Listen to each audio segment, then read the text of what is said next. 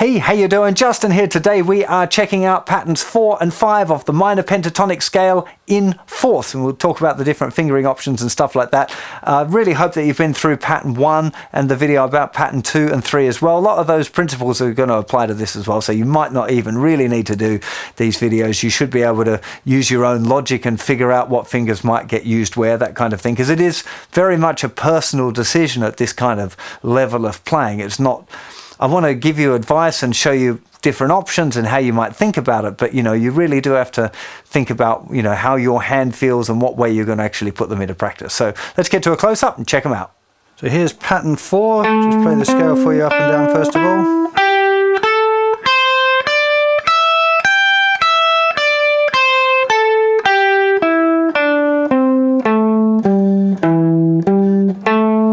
Kind of up the dusty end here. First finger's up on the 12th fret. Frets are getting a little closer together. I might choose different fingerings if I was further down the neck, but again, I'll leave that one for you to go and have an explore on your own.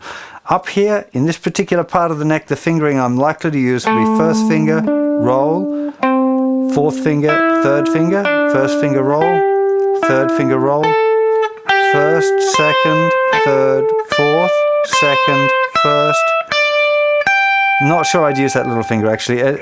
Again, playing the scale, it makes sense. I'll talk about it a little bit more in a second here at the end. Again, little finger. I'm just not sure.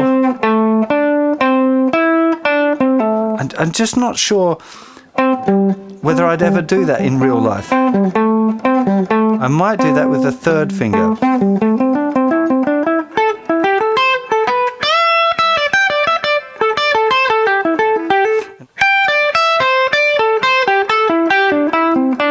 I mean, that's definitely the most logical, I think, using your third finger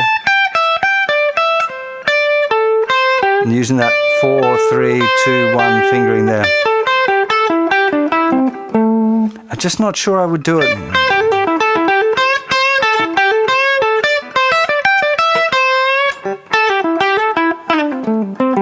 I mean, I guess the truth is sometimes I wouldn't be always just using the pentatonic scale either, so I might end up using a bit of a, using the ninth in there as well, or having other notes available that I might use. So these things, you've got to remember the difference between the practice of it as a scale, as a pattern, as an exercise, and then the playing of it for real.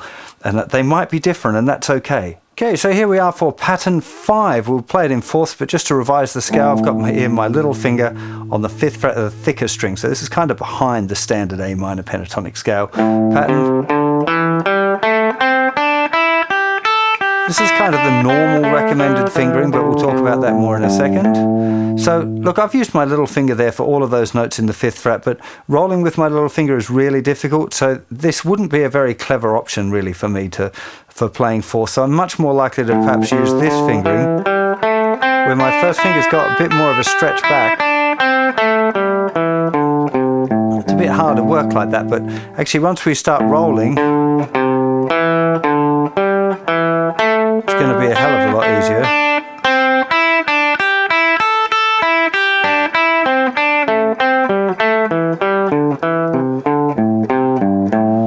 I wouldn't be able to do that with the little finger. So third finger, second finger, first finger, third finger, first finger, third finger, first, second, third, first, third, and then back down.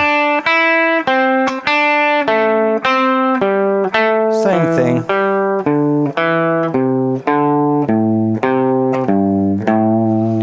So again, there would be lots of options there. This fingering here with your first and third like that, it's a bit of a stretch down here, but this is as low as it would ever get, and it will be a lot easier further up the neck. But again, this is one for you to explore. You might find that you can roll fine with a little finger.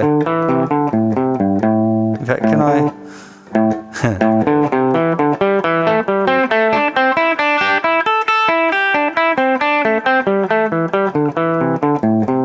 It looks like my little finger's doing this kind of skip, so it's not quite a roll.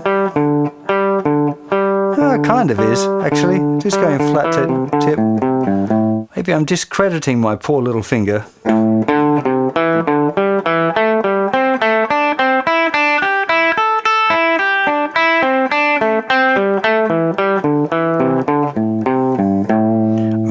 have to explore this and find what works best for you, because we are all different. We've got different hands that have different joints and different abilities. You know, a lot of people really struggle with, you know, flexing their fingers like this. You know, some people can't do that. I can't do that properly with my little. I just can't do it with my little finger. It doesn't do it. It won't. All of my other fingers are fine with doing that, but my little finger's just like, nah, I'm not doing that, dude. You know, and probably you'll have at least that problem or some other problem, and that's what we have to deal with when we're outside of the normal scope of playing scales up and down, you know, the real world of how we've got to play our scales or exercises. So with a little bit of practice, you'll have all 5 of your minor pentatonic patterns in fourths. And it's a really hip-sounding little line, this. There's some other things that we're going to talk about too, particularly reversing every second pair, I think is a really, really kind of modern sound that you can achieve with the pentatonic scale. So we'll be checking that out shortly. But do remember, try and make it musical. Take these ideas, break them into little licks that you can create yourself, or just try it. Take a little part of the whole pattern that you like, that you feel, that feels comfortable under your fingers, and try using it in your improvisations deliberately. You know, I know that the more you think, the more you stink, and that you shouldn't be thinking when you're playing and all of that, and that's all true. But in order to get these kind of lines to be instinctive, you have to do them over and over again, and that usually involves, at least it does for me, deliberately trying to incorporate these little ideas until they start to feel natural, and eventually they start to just come out of their own accord. And definitely practicing them as a technical exercise all up and down the whole fretboard is a really good thing. Will help you play lots of licks as you're learning, you know, new solos or whatever. It's a creative thing to do, and I think it can be kind of fun, little meditative thing. But you know, you really want to try and think of these things as practical, real world musical ideas that you can incorporate into your playing, and not just as technical exercises. That's kind of how I feel about this sort of thing. Anyway, so look, hope you've enjoyed all that. If you're over on YouTube, please subscribe to my channel. If you dig what I do, remember over on the website you can get PDF downloads of all of this stuff, the scale patterns, the tabs of how to do the exercises, and all of that as well. So hopefully I'll see you for plenty more very soon. You take care of yourselves. Bye-bye.